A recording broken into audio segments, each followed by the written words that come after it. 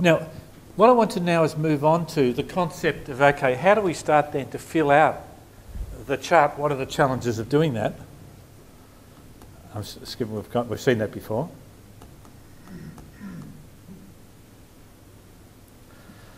Okay. Can I,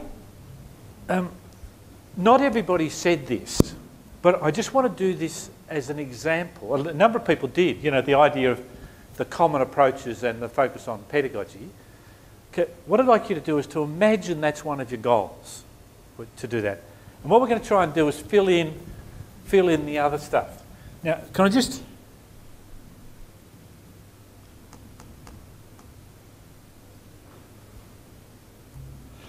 can I just remind you that what we did last week, we actually talked about some things that are absolutely fundamental to good pedagogy.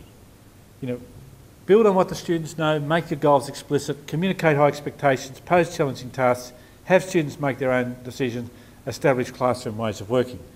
Now, again, you can't necessarily do all of that in one go, but those might be the things that you choose to focus on to do that.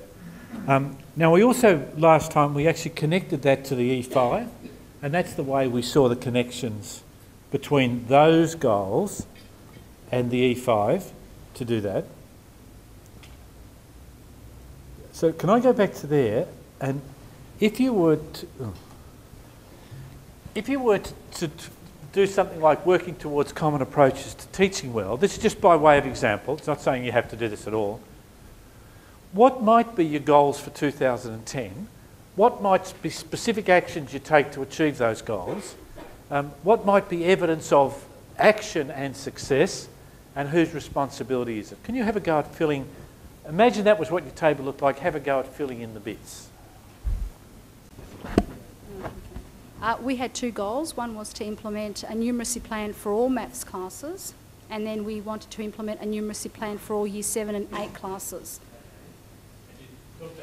Yes. We wanted to develop units of work across Year 7 and 10 that include differentiated work, group tasks, concrete activities, problem-solving tasks, online activities and investigative projects.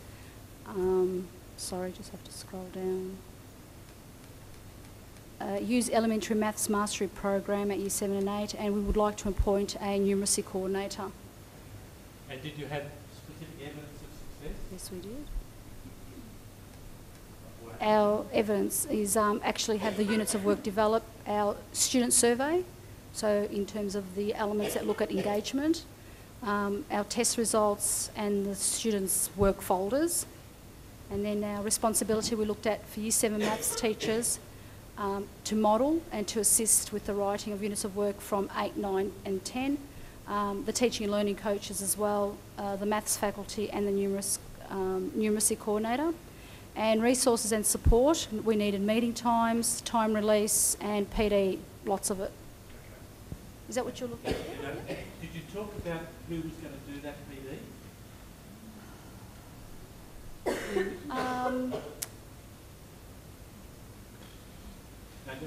Not really. Not really, no. Look, there is PD outside, but if we had that discussion at one of the other tables, just so that, you know, I think that there's a sort of a sense in which the expectation is that you'll use the resources that you have to make this work. You know, your own learning leaders, your own coaches, that people have got access to it, you know, the regional network lead, you know, the people that you've got access to. So, okay. And then, so then you've got another, yeah, so you guys we do have to plan for that. So.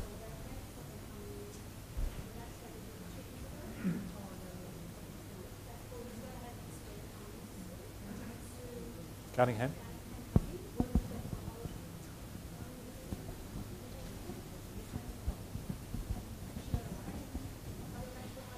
Yeah, and look, it highlights the way the plan can help, because it actually is a rationale for keeping the momentum going to do that. But if I could just comment on this, that was actually making the point that I was before, is it looked like their job's almost finished, you know, in terms of the plan. You know, I mean, that's more than enough to be able to expect anyone to be able to do next year. Who wants to talk about what you guys said?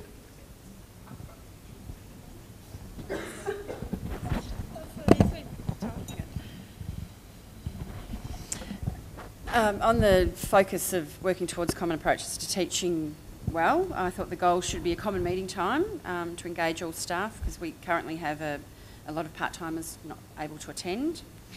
Getting some shared PD, and for that I've got under specific actions is then to either find or develop PD to share that. Disseminate the plan of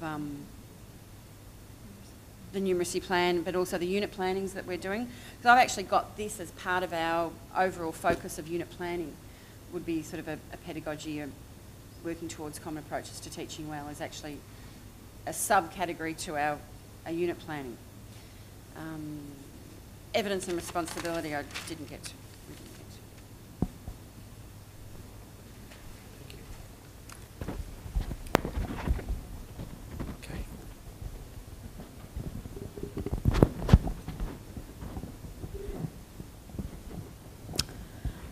We thought that one of the goals for this could be developing a common lesson structure.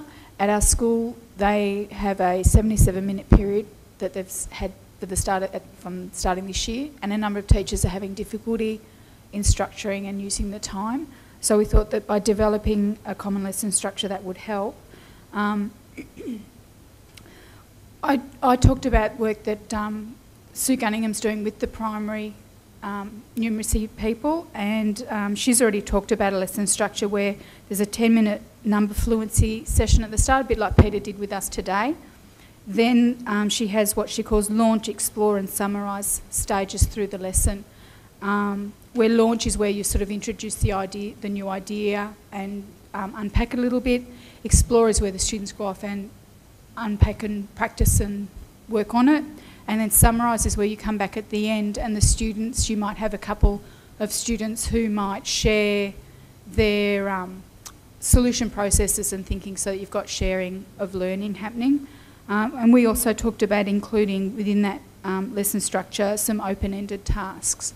In terms of specific actions, we thought the development of a template for lessons, developing a bank of number fluency tasks, and also working at a domain level where we would then take a task and simplify it down for students who are perhaps at a lower level of maths so that they can access into it, and also to stretch it so that students at a high level.